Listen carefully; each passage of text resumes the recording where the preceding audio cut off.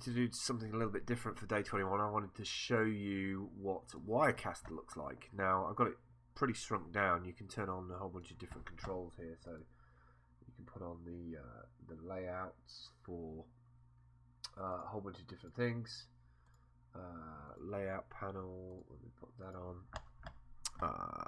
And so there's various things that you can have. Is like a preview of the feed. This is the main feed coming from my camera. These are different shots along the bottom.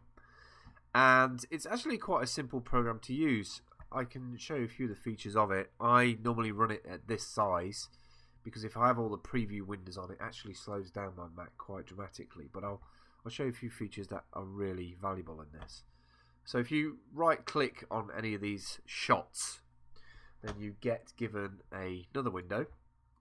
And within this window, you can do a whole bunch of different things. So you can see that my blue snowball is configured in this shot, and the intensity, which is my camera, which is looking at me from over there. I can also turn chroma key on, so that's actually chroma keyed onto the right hand side. You can change the color of it, how much depth, how much color of the green, all that kind of stuff. Super easy. What else can you do? From Wirecast, you can also set up the broadcast settings for streaming. So if I click on broadcast, so that's under the bar on the main screen. You get a bunch of these different options where you can set up different targets and different presets. So you can set up a different encoder, Flash HD or 720p or whatever you want to encode at.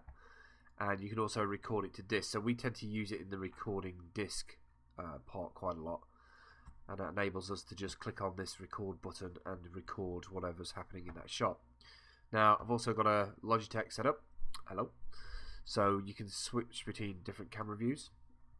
And I guess what I really like about Wirecast is it's pretty seamless, fairly straightforward to use. You can drop things on the background. So we have like a preview. This is not going to work as it normally does because I normally stand here, but you can have QR codes in the background. You can have, this would normally be from a desktop, and it's just really simple to use. The transitions just from one thing to another. You can have different shots, different cameras. These can be wireless cameras. Like I said, this is just a Logitech webcam at the top, and all of these transitions you can flick between while you're streaming. I can change the shot.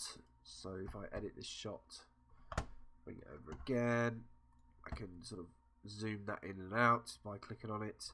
I can change the the perspective of it if I want. I want to put it on that sort of kind of perspective and put it on its side. You can do all kinds of different iterations of it while you're in real time. And what's really cool about it is you can stream this to the web, but you can also record. So if you don't want to stream for any reason, or you haven't got the bandwidth, or you're at a venue, you can just record it locally and then upload that later. What I tend to do is record content and then bring it into my iMovie and edit it later. What else? There's a whole bunch of different features in here. There's different layers. This block here on the left hand side, so you can set different groups of shots. So you can just have 4 or 5 cameras at an event, or you can have 4 or 5 animations, or whole bunch of different add-on bits. You can have different shots like this. I can have a Skype caller on my left, so I can phone somebody and we can view their video feed, and mine on the right.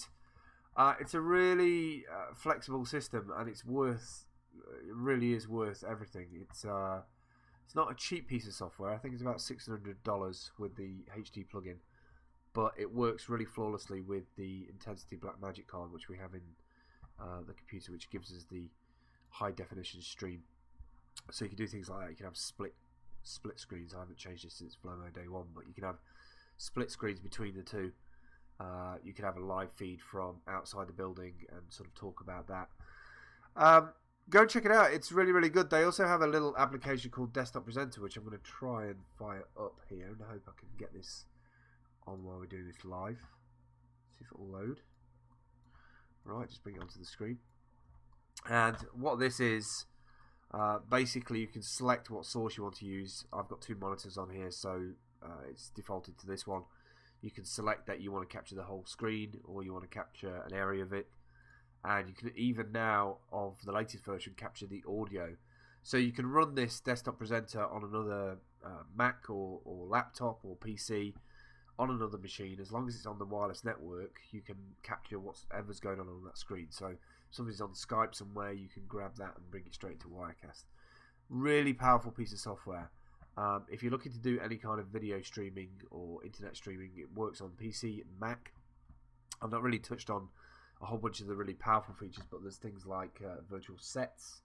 So you can have what looks like a TV production studio, and you sort of fly into different areas with different cameras. We've really only touched on it quite lightly.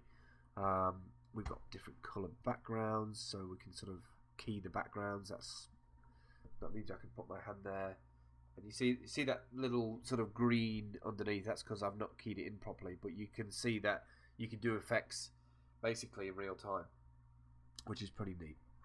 So that's it really for today. I'll catch up with you on day 22.